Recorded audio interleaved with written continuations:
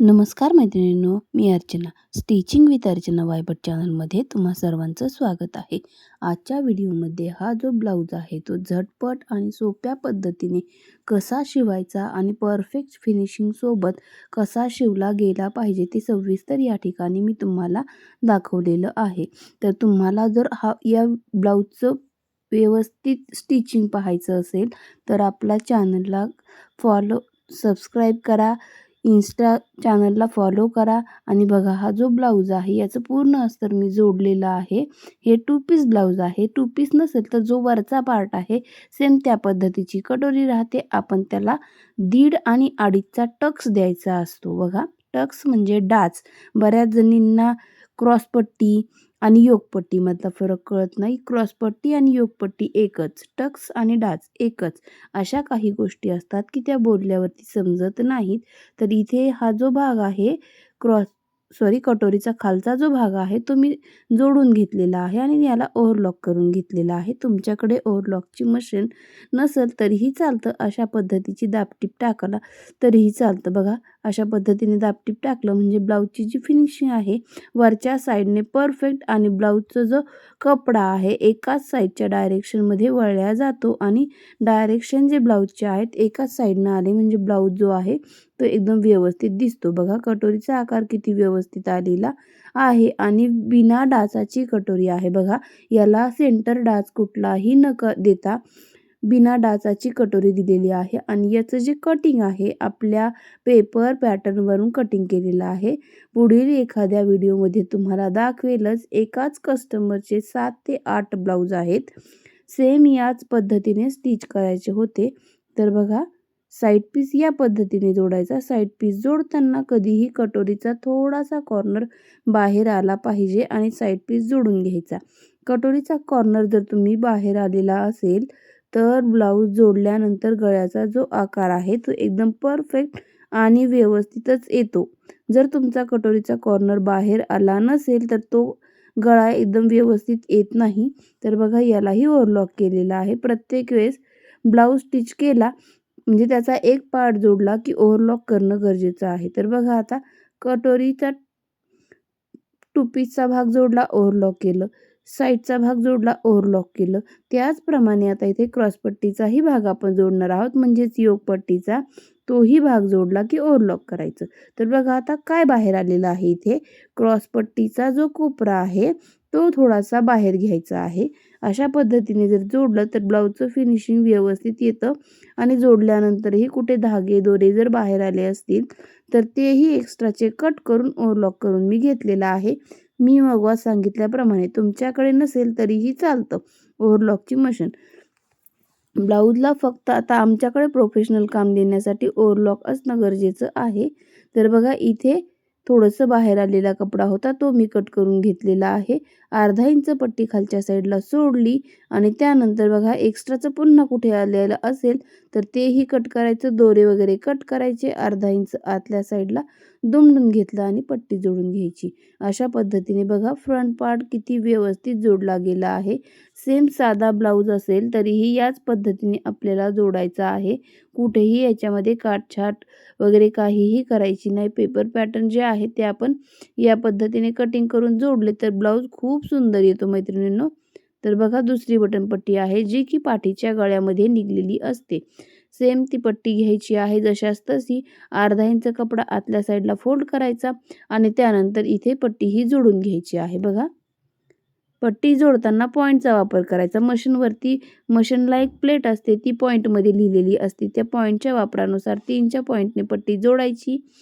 साईडला कपडा फोल्ड करायचा आणि दाबटीप द्यायची. आता दाबटीप दिल्यानंतर ही पट्टी सेम या साईडला पलटी करायची आहे. पट्टी कुठपर्यंत पलटी करायची, जी की आपली पहिली शिलाई होती ती शिलाई झाकली गेली पाहिजे इतपतच आपल्याला पट्टी फोल्ड करायची आहे. गळ्याचा आकार बघा आणि ब्लाऊजचाही पॅटर्न बघा. इथे बघा, बटन पट्ट्या वगैरे एकदम परफेक्ट आणि सेम आहेत.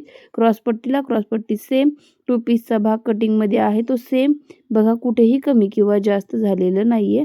त्यानंतर गोटपट्ट्या आहेत. फक्त आपल्याला इथे फ्रंटला गोट द्यायचा आहे. बॅकला कपडा आपल्याकडे अवेलेबल नव्हता, कापड कमी होतं म्हणून किंवा इथे असे वर्कचे ब्लाऊज असतील तर ते बॅकला गोट द्यायला त्याची व्यवस्थित येत नाही, त्यामुळे इथे फक्त फ्रंटला गोट हवा होता कस्टमरला, तर फक्त आपण इथे फ्रंटला गोट देऊन घेणार आहोत. गोट देतानाही अशा पद्धतीने पट्टी जोडायची 2च्या पॉईंटने आणि एक्स्ट्राचे इथे कट देऊन घ्यायचे आहेत. म्हणजे कट दिले तर ब्लाऊज आपला परफेक्ट आणि व्यवस्थित येतो. जर ब्लाऊजला कट दिले नाही तर आपला ब्लाऊज अजिबातच बसणार नाही. म्हणजे ब्लाऊज बसतो पण गोट व्यवस्थित येणार नाही. गोट जर परफेक्ट हवा असेल तर कट देऊनच गोट द्या. कुठलाही ब्लाऊज असो कट दिले म्हणजे ब्लाऊज एकदम परफेक्ट आणि व्यवस्थितच येतो. तर बघा इथेही या पद्धतीने मी गोटपट्टी जोडून घेतलेली आहे आणि गोट देऊन घेतलेला आहे. गोट दिल्यानंतर लगेचच आपण दोरा तोडतो किंवा दोरा न तोडताही काय करायचं आहे, इथे या पद्धतीने काजे करून घ्यायचे आहे. जसे की मी पुढे काजे करणार आहे. या पद्धतीने अर्धा इंच पट्टी फोल्ड करायची आणि काजे करून घ्यायचे आहे. इथे लॉक करा आणि इथे बघा या पद्धतीने आपण काजे देऊन घेणार आहोत. 5 जागेवरती 5 व्यवस्थित खुणा करायच्या. तुम्हाला जर बटन जास्त हवे असतील तर तुम्ही जास्तही खुणा करू शकता. बऱ्याच वेळेस काही कस्टमरचे ब्लाऊज असे असतात की हाईटला जास्त, मग त्याला बटन जास्त लावावे लागतात. 14च्या हाईटचा जर ब्लाऊज असेल, त्याच्या आतही असेल किंवा 14.5 ही असेल तरीही 5 हुक लावले तरी चालतो. 14च्या पुढचा जर ब्लाऊज असेल तर बटनपट्टी वाढल्या जाते आणि काजेही वाढल्या जातात. त्यामुळे आपण इथे काजे जास्त कमी करू शकतो. तर बघा इथे आता आपल्याला शोल्डर जोडून घ्यायचा आहे. दोन्ही भाग. गळा बघा, गळ्याचा आकार बघा किती व्यवस्थित आणि परफेक्ट आलेला आहे. त्यानंतर लगेचच आपण इथे पाठीचे टक्स राहिले होते ते देऊन घेऊ. पाठीचे टक्स देताना शोल्डरच्या सेंटरला द्यायचे आहेत. बघा इथे अंदाजे जरी केलं तरी 4 इंचाची एकदम परफेक्ट हाईट आहे टक्सची आणि दोन्ही साईडला दोन्ही टक्सच्या खुणा करून घ्यायच्या आणि टक्स देऊन घ्यायचा आहे आपल्याला. या पद्धतीने मी टक्स दिलेला आहे. दोनही टक्स म्हणजे डाच दिलेले आहेत. तर बघा बॅक पार्ट बघा आणि ब्लाऊज हे एकदम सिंथेटिक सुतामध्ये आहे. जसं की साडी फॅब्रिक असतं त्या पद्धतीचं. त्यामुळे थोड्याशा रिंकल्स वगैरे दिसतात. कॉटन पीस असेल तर अजिबात रिंकल्स दिसणार नाहीयेत. आणि इथे अस्तरही व्यवस्थित आहे. जास्त कडक वापरायचं नाही. कडक असेल तर तो ब्लाऊज धुतल्यानंतर आक असतो. त्यामुळे अशा पद्धतीचा एकदम व्यवस्थित हा अस्तर आहे. शोल्डर जोडून घेतला आणि ओव्हरलॉक केलेला आहे. त्यानंतर बघा इथे या पद्धतीने बघायचं आहे. जर एक्स्ट्राचा भाग कुठे बाहेर आला असेल तर तो फक्त कट करायचा. बाकी कुठे कट करायची नाही. बघा इथे खड्ड्यावाला भाग म्हणजे लेफ्ट राईट बाही शोधून घ्यायची. कुठली कोणती आहे तर बघा ती बॅक साईडची होती. ही राईट साईडची आहे आणि ती डाव्या साईडची होती. तर डावी बाजूला काढलेली आहे. राईट साईडची इथे बघा सेंटर काढलेला आहे. सेंटरवरती सेंटर व्यवस्थित जोडायचा आणि या पद्धतीने सेंटरवरून बाही जोडायची. एकदम परफेक्ट येते. थोडीफार उरली तरीही चालतं. अर्धा 1 इंच उरतेच कधी किंवा कमी पडते. कमी पडलेली चालणार नाही. थोडीफार उरली तरीही चालेल. बघा कारण पॅटर्नवरती कटिंग केलेलं असतं आपण. पॅटर्न कधी-कधी एखाद्याला कमी जास्त पडू शकतं. कमी फिटिंग व्यवस्थित येणार आहे. म्हणजे बॉडीमध्ये थोडंसं मेजरमेंट थोडंफार कमी जास्त असतं. त्यामुळे चालतं अशा पद्धतीने केलं. जर तुम्ही एकदम प्रत्येक ब्लाऊजचं वेगवेगळं कटिंग केलं ना तर ते कमी जास्त चालणार नाही. इथे बघा सेंटर काढलं, सेंटरवरती ठेवलं आणि पुन्हा बाही जोडायला सुरू. बाही जोडताना कुठलाही भाग असो ब्लाऊजचा कटोरी जोडा, टू पीस जोडा, साईड पीस जोडा, बाही जोडा, शोल्डर जोडा. 4च्या पॉईंटने किंवा 3च्या पॉईंटने एकच पॉईंट वापरायचा कुठलाही. सगळं एकाच पॉईंट 4 किंवा 3 म्हणजे एका लईत ब्लाऊज दिसतं. टिपा कमी किंवा जास्त दिसत नाहीत. एकदम व्यवस्थित दिसतात. फक्त गोटपट्टी जोडताना 2च्या पॉईंटनी जोडायची. आणि फिटिंग करताना तर तुम्हाला माहीतच आहे कशा पद्धतीने फिटिंग करायचं तर बघा इथे तुम्हाला फिटिंगही लगेच दाखवणार आहे मी. तर या ठिकाणी आपण आता फिटिंग करून घेणार आहोत ब्लाऊजचं. तर इथे बाहीला बाही एकदम व्यवस्थित जोडून घ्यायची आहे. खालचा भाग कमी जास्त वगैरे आहे का ते चेक करून घ्या आणि बाही जोडून घेऊ शकता. इथे बघा पाठीचा सेंटर काढणं फार गरजेचं आहे. जर तुम्ही पाठीचं सेंटर न काढता ब्लाऊज जोडला ना तर अजिबात फिटिंग व्यवस्थित येत नाही. ब्लाऊज पूर्ण अंगामध्ये फिरल्यासारखा होतो. तर त्यासाठी काय करायचं, या पद्धतीने आपण